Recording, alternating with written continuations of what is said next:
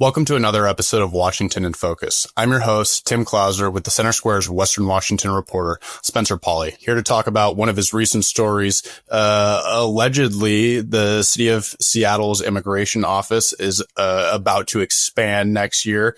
By how much? Spencer says up to 60%. Why don't you tell us a little bit more about why the mayor is potentially proposing to expand funding by so much, and what exactly this office does? Sure. So the Seattle Office of Immigrant and Refugee Affairs, they work to provide any kind of support to the immigrant and refugee community. It is one of the city's smaller departments. So this year they've been given about $6.4 million, right? That's a good chunk of change, but compared to the other departments, it's not much. But Mayor Harrell is proposing adding $4 million to the office for next year. And the reason is to protect these programs amidst federal funding cuts from the Trump administration.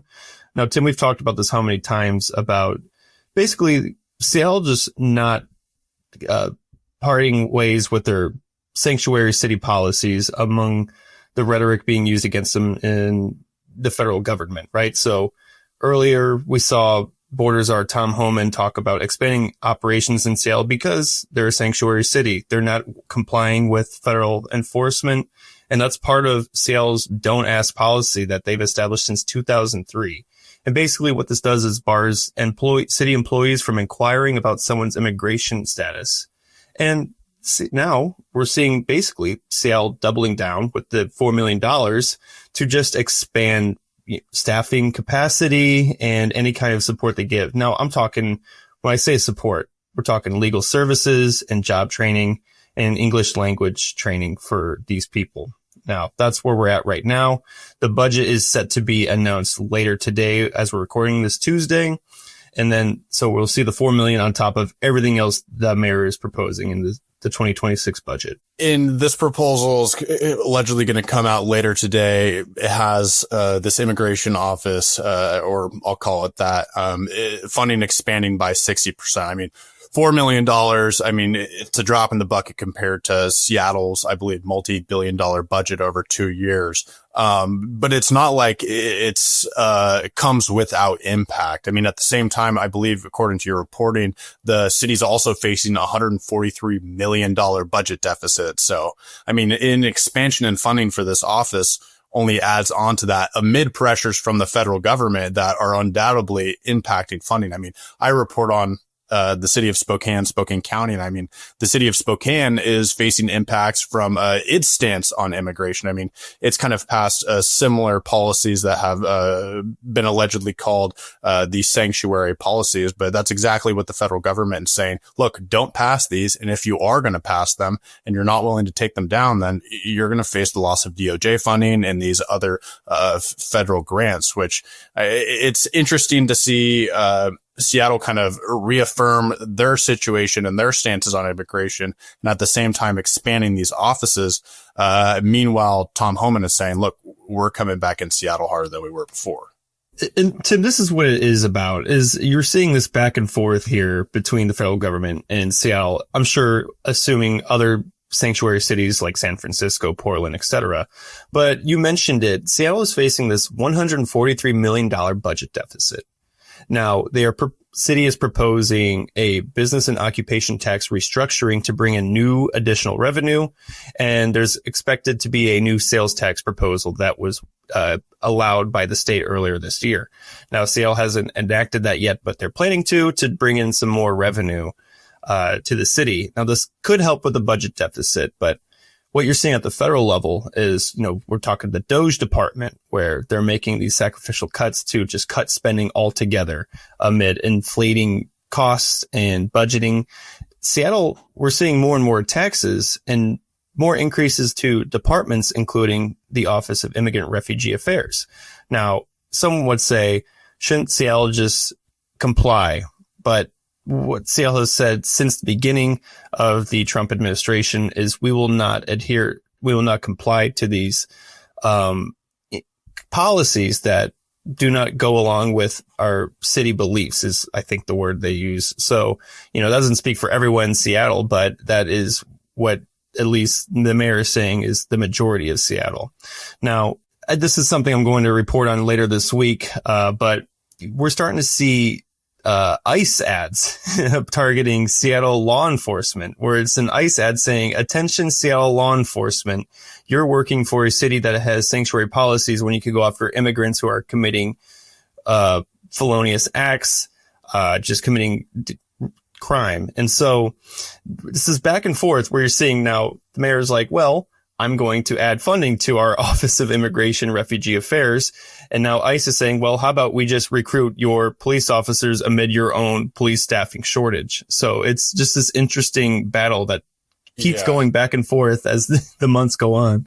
Yeah, it's quite the game of tug of war. I mean, right in the middle is Seattle taxpayers. And I know you said, look, the majority of Seattle might say, look, the mayor's, pushback, his non-compliance with the Trump administration's orders. I mean, that might align with the majority of the city of Seattle's values. But at the same time, that non-compliance, if it results in a loss of federal funding, it's going to be those same people and everyone else that does align with the Trump administration that are going to have to pick up that burden. I mean, whether it be through raising taxes even further than they may be proposing to cover an even larger deficit if they lose more federal funding, or through the loss of services if they can't afford to raise taxes. And therefore you see the loss of these services, whether it be in the immigration office or these public facing departments. I know you reference a little bit of data in your reporting, specifically around the amount of individuals that might have been deported. Can you speak a little bit on that and kind of the situation that we're seeing in Seattle, like you said, as these ads are being played, trying to recruit Seattle police officers for ICE? So I think what you're talking about is the one graph in my story, and this is about the people have been deported by ICE in King County, where Seattle lies. And so this is data that's not really readily available. So what I was given the statistics from an earlier King County committee meeting about the topic of immigration efforts and how King County itself is going to work to protect their own undocumented citizen population. And so what they said is that at least 75 people in King County have been deported by ICE in the first 6 months of 2025. And that's 75 people. That isn't, necessarily a majority of the population. There are thousands of people who are, undocumented or just immigrants living within King County in Seattle. And so we're seeing 75 people, and we have to assume that these are criminals that ICE is going after, but the rhetoric we keep hearing nonstop is people in Seattle are worried that, any kind of immigrants are just getting picked up off the streets by ICE and being deported. But I think it's not so black and white, right? And that's what we're seeing here in Seattle and continuing. And we have to look back over the summer, Tim. We've had these protests from the LA protests that trickle down into Seattle here. We're constantly seeing just this back and forth between the Seattle public and ICE. And I think it's going to continue as long as Seattle continues to adhere to its own don't ask policies and the federal immigration continues to go after Seattle and other sanctuary cities, right? And that's just what we're going to see in the future here. Yeah, I know we've seen a few examples in Washington and plenty across the nation of where maybe say people that enter the country legally or haven't committed any violent crime are being swept up into these mass deportations. But at the same time, largely across the entire country, you see these daily reports from DHS and ICE and these other agencies saying what these people that they're deporting, what they're accused of, crimes that they've been convicted of in the past, not only in the U.S. and otherwise. But you're definitely going to hear a bit of each narrative, especially when you're living in Seattle. You might kind of hear the left's narrative more amplified as opposed to, say, being in DC, where it's a majority Republican right now. Right. But definitely something we'll continue to keep our eyes on. What's going on in Washington State right now is there is an effort to get a more gender segregation in sports that's currently not occurring. And some people are not playing nice with the initiative gathering process. So, Caroline, what's going on? Yeah. So Let's Go Washington, the same conservative political committee behind several previous initiatives, including the initiative to restore parental rights, which was 2081. passed in 2024 or were adopted in 2024, I should say, by lawmakers, then undone during the 2025 legislative session via House Bill 1296. They've come back. Let's Go Washington has come back with another initiative to basically restore the original initiative 2081 to say schools can't keep information from parents, what's happening with their kids, whether it's grades or my child is seeking counsel from someone at school, staff member, school counselor, as to gender confusion, anything. They cannot keep that information from parents. So the goal of one of the two initiatives that Let's Go Washington currently has signature gathering efforts directed at is to restore the original parental rights initiative. The other one is to ensure that only girls can compete in girls sports at school. Signature gathering efforts began this past Sunday. And on Monday, TJ, as I noted in my article, there were at least 3 different incidents where there were folks either physically attacking, stealing petitions, threatening, harassing, intimidating those that are out on the signature gathering efforts. So that's what's going on. Yeah, that seems to be really disconcerting that because during the Let's Go Washington initiative process a couple of years ago, there was some incidents where, the police got called and there was actually a legislative bill to create a protective buffer around initiative gatherers where you couldn't protest directly in front of them and it didn't really go anywhere.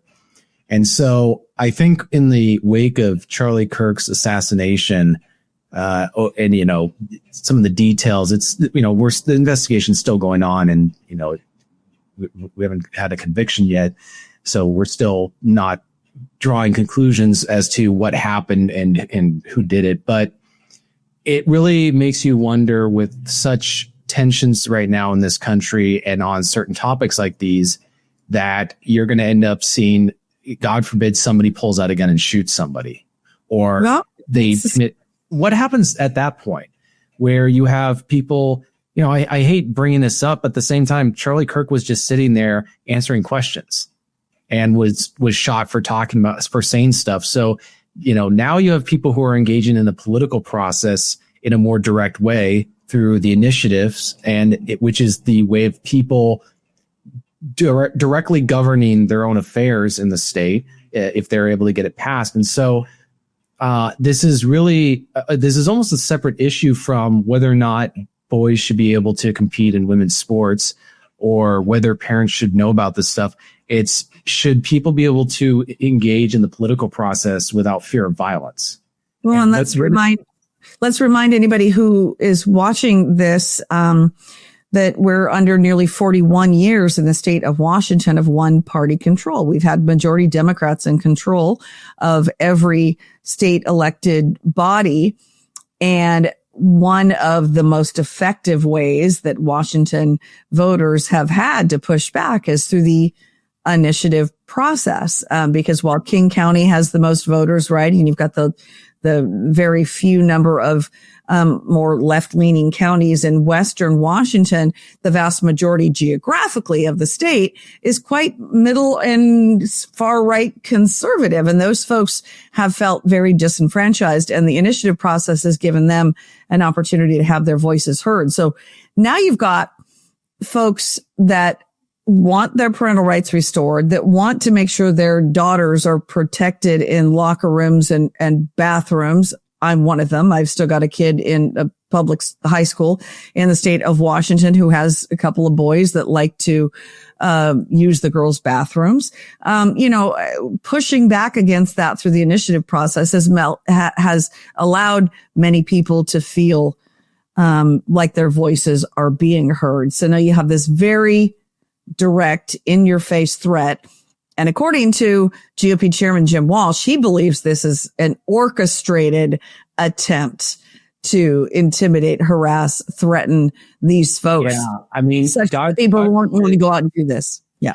God forbid we find out somehow that there's coordination between government officials or state employees of any kind who are opposed to these initiatives being directly or indirectly involved with violence against initiative.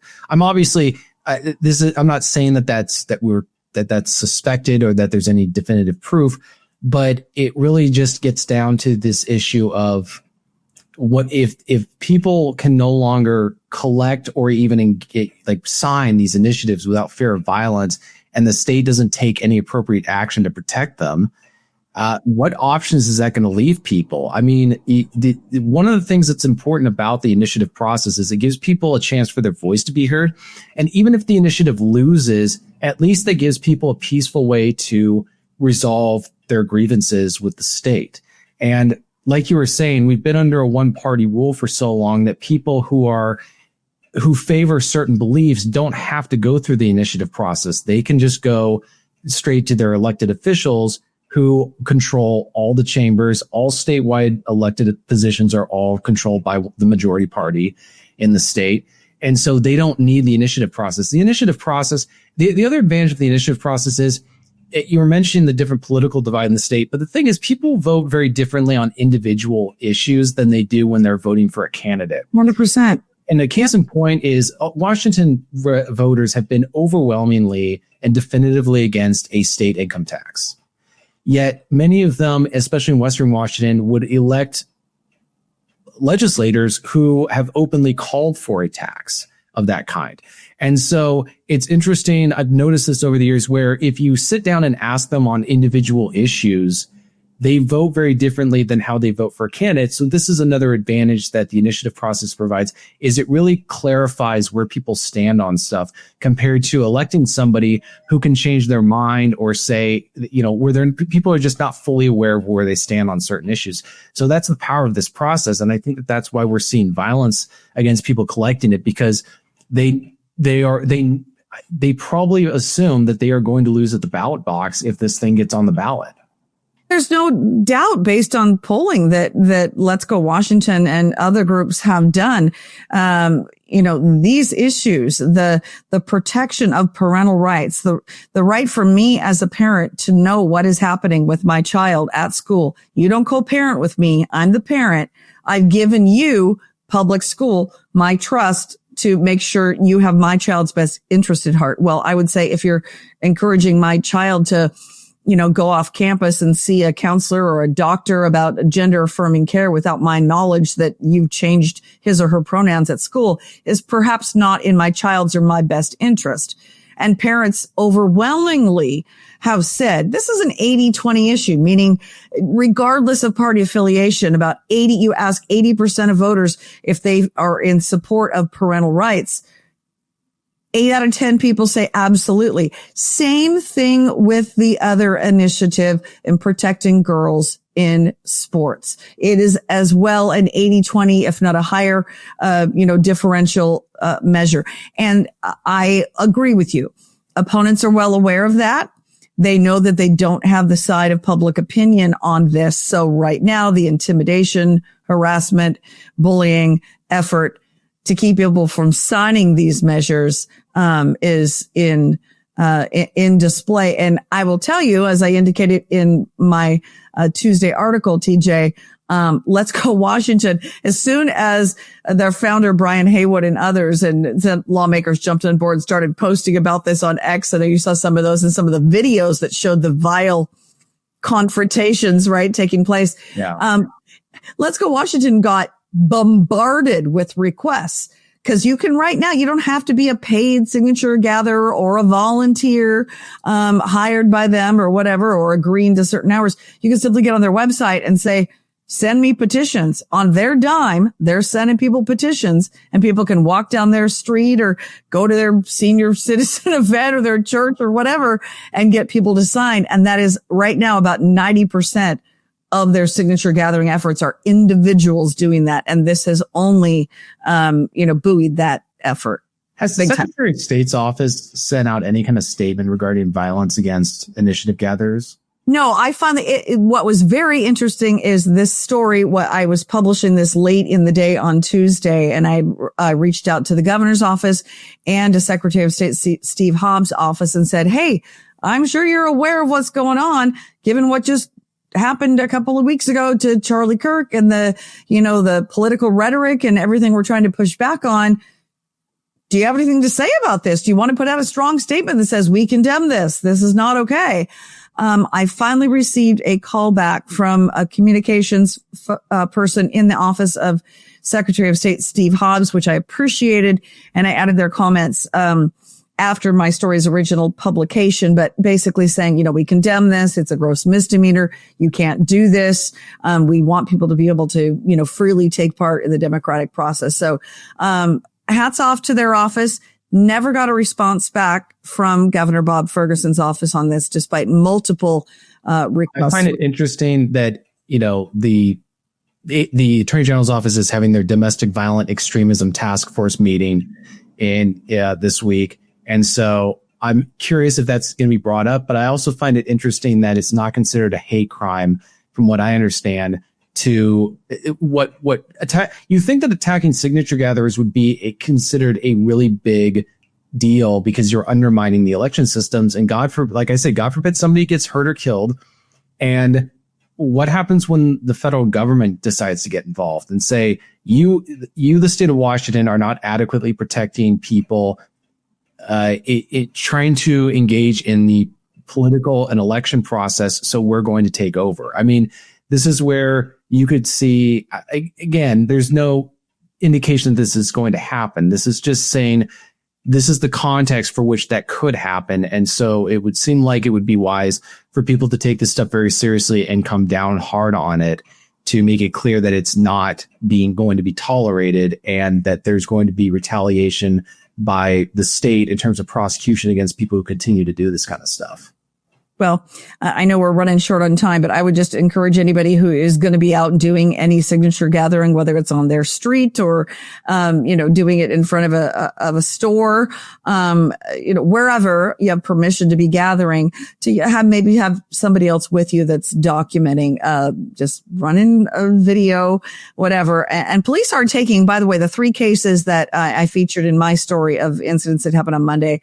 Police are investigating all 3 of those. I know in at least 2 of them, they had individual video evidence, and then they had store surveillance video that they're using as well for the investigation. So police, I know, are taking it seriously. And again, I appreciate the comments that I got from the Secretary of State's office, and we'll wait to see if Governor Ferguson's office has anything to say. On the Washington State Economic and Revenue Forecast Council's latest revenue forecast, which anticipates the state having almost $900 million less coming in than previously projected over the next 4 years.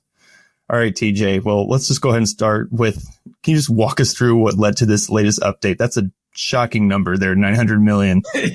Well, what's crazy is in June, the forecast showed that the state was going to run out of money by 2027. And for people who want to keep track, record revenue levels, which is complemented by the largest tax increase in state history. What's compounding it is unprecedented spending by the state. And this belief that, by the time we actually have to pay for it, revenue will keep going up. Because if you look at any kind of graph or chart historically, our revenue growth has completely exploded in the last 12 years. So the state has enjoyed unparalleled economic prosperity in terms of revenue growth for the state. And so they're about to run out of money in June. And now they're saying, by the way, you're going to get almost $900 million less on top of that. So they're in a bit of a pickle, to, use baseball jargon. So what's the root causes of this? What we're seeing is, quote, the worst budget crisis ever. I know, because you mentioned it before, but yes, the state already had that whopping $9 billion tax increase passed in the 2025 session. So here we are again. I think from your story, you said we're talking federal administration efforts, including tariffs, right? But there's more to it than that, right? So yeah, that's the funny part. I'm sure that there were some people gnashing at the teeth when the chief economist for the Economic Revenue Council said that we really haven't seen any price increases due to tariffs yet. Mm-hmm. So you'll note that when Bob Ferguson, our governor, put out a press release statement on social media, lamenting the loss of anticipated revenue, he didn't mention the tariffs. He said, he goes, additionally, we're dealing with the one big beautiful bill. We're dealing with the Medicaid stuff, but he didn't mention the tariffs because the state's own chief economist is saying it hasn't impacted our prices yet. So that for people who are hoping to blame the situation on Trump's tariffs for our economic downturn so far, unless something happened. Now, granted, there was a lot of importing that went on before the tariffs took effect. So we might see negative consequences in the months to come and going into the legislative session. But if that doesn't pan out, that's going to be really difficult for lawmakers to try to find something else to blame other than the incredible spending levels that we have. There is one thing that your story mentions, and that's residential construction permits, and they're down to 2013 levels. Now, the way I look at when we're looking at construction permits, especially residential, it means we're not really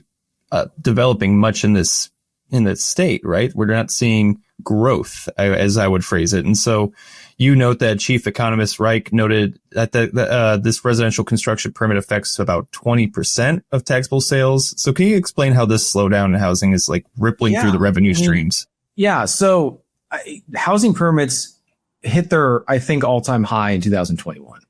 Mm-hmm. They had been increasing more or less from 2013. So it was going up, and then COVID obviously shut everything down.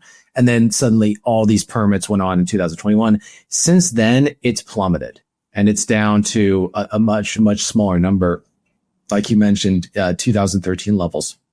And this is the problem that I'm seeing, and I'm looking at it from for a different story. But for people who, if you look at the historical housing prices in Washington State, the 2008, 2007 housing crisis, it affected other areas more than Western Washington. We hit our rock bottom in 2012. That's when housing prices fell to their lowest numbers.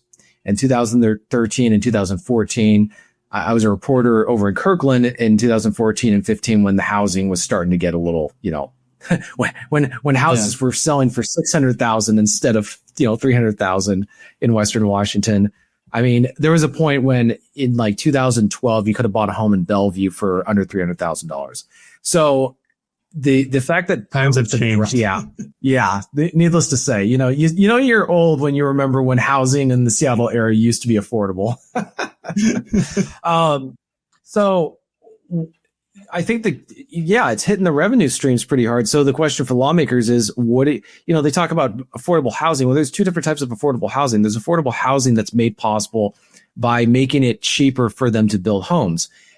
State subsidized housing is a separate issue. So, but this is hitting their revenue streams. Like, this is a significant amount of money. And this is what was padding the state's coffers for so many years, was all these permits that would come in.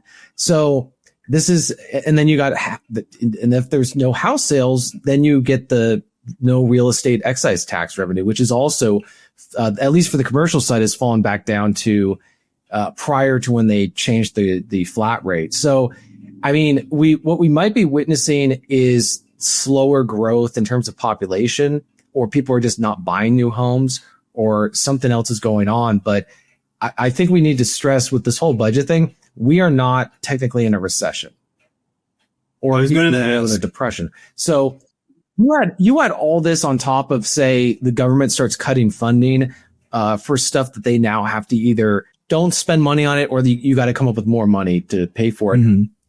But if you have a recession on top of that, you could have a massive, massive fiscal crisis. I think I've been saying for a while that the 2026 legislative session will be one for the history books, and I'm becoming increasingly more prophetic than I ever anticipated. Yeah, I think it's going to be very interesting indeed, TJ. Because what you have is a lot of systems and things in place that are dependent on ongoing government spending. And if they have to cut, these people, these organizations, these entities, whoever it is, they are going to fight like their lives depend on it to keep the spending. And because their livelihoods literally depend on the government spending this money. So, and they've built lives around this over the last, how many years. So on top of that, but then you're going to have lawmakers proposing new taxes, like, because they're already saying that they're looking into that. So it's going to be a really interesting fight between the private sector, who's probably going to come out guns blazing during the legislative session to prevent any new taxes, and people who are benefiting from what many people would describe as unsustainable spending levels by the state. Yeah, and I think you had in your story mentioned what Governor Jay Inslee did last year, and that was freeze funding and trim expenses, and that's what some state officials mentioned. Right, they call that out for Governor Ferguson to do. Now, meanwhile, we have OFM Director Catherine Chapman emphasizing the ongoing efforts for savings and efficiencies. Now, do you think these measures go far enough, or will there be more drastic action needed when we look at the next legislative session? I think that you're going to see, like I just mentioned, a big titanic struggle between people who are in the private sector who are saying we're being taxed to death, and your taxes are directly causing the drop in revenue. And then you're going to see people who, I think it's objective to say they don't live. If you work for the public sector, you don't have to worry about turning a profit. You don't have to worry about a lot of things that people in the private sector have to do. So they don't live in the same reality. They live in a reality where their the only thing that they know is that their livelihood is dependent on the government spending money. And if they cut spending, then they either don't get as much money or they lose their jobs. And what they don't seem to understand is that their jobs and their livelihoods are made possible by the private sector being taxed and having to pay taxes. And so it's almost the, killing the goose that laid the golden egg type thing. And are they going to realize, we need to lay off the private sector and encourage greater economic growth? We need to streamline regulations. We need to make it cheaper to do business in the state, if for nothing else, our own survival in the public sector. Because if you have a $30 billion shortfall, no amount of taxation is going to get your way out of that. And if they tried to, I would speculate the tech sector would basically instigate basically threaten to uproot and move to another state, I think is what happened. Because that's something that really emphasizes the tech sector is what's been driving the growth in the state in terms of economic prosperity, but also revenue. So other industries have not grown like that. The aerospace industry hasn't really been growing like that. The manufacturing hasn't been growing. So you have one industry that's really keeping this propped up. So what happens when they decide to uproot and move to another state that's cheaper, the cost of living's lower, tax rates better, healthier and friendlier business climate? You're starting to see more of these tech companies, maybe these startups and whatnot, move down to Texas, where the tax system is not as cruel, I guess I should say, to our states. But I'm looking at a local level. I cover Seattle, and we have the Jumpstart payroll expense tax, and we have the social housing tax that all targets our big tech companies. We're talking Amazon, Meta, Google, all of these companies that brought in so much money to Seattle, but also the state. Now, with those local, go ahead, TJ.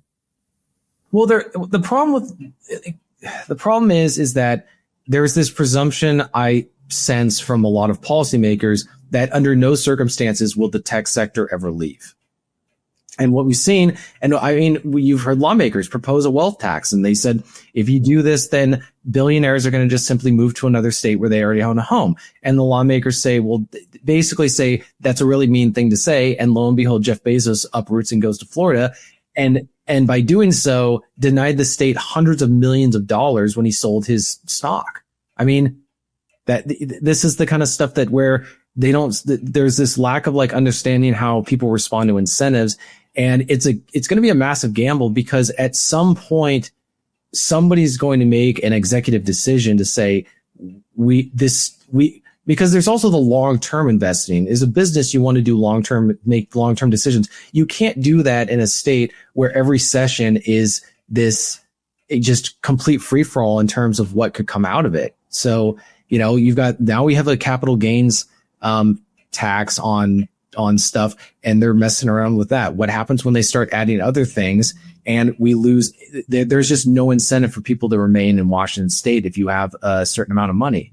And on top of that, the tax burden tends to fall in the middle class. So then they start leaving. So it's this really weird situation of whether or not lawmakers are going to say, you know what, the spending levels are not sustainable and we need to make cuts, and we need to cut areas that are just, these are not necessities. These are, they're discretionary spending, and we just don't have the money for it anymore. Well, TJ, the last question I'll ask you here is just about the upcoming November forecast. Now, are there any hints about how that may go? Could we possibly see another decrease in expected revenue? Yeah, it really, there's national events as well. Because there's two different things that Washington State could have. It could have a state-centric recession where the state-centric economy doesn't do well. Or we could have something occur at the national level. We could have some sort of foreign policy incident. Today, all the top military brass is being summoned, I think, to the Pentagon or somewhere for a meeting. Like, we could have a war going on. That could cause energy prices to spike. Just all sorts of stuff that could go out of control. And so it's insane. It's really remarkable that we're facing a fiscal crisis at a time when Washington State has been bringing in more money than ever before. And I imagine that this decades long progression of increased revenue is about to end. And, all things come to an end, and things that can't go on forever don't. So the question is Washington State facing that decline? Have we reached the peak revenue levels? Question will linger for a bit here, TJ. We shall see. But thank you. I appreciate you taking the time to talk to us about your story. For those of you who want to watch or read his article, it's available on thecentersquare.com. And until next week, this is Spencer Pauly. Thanks.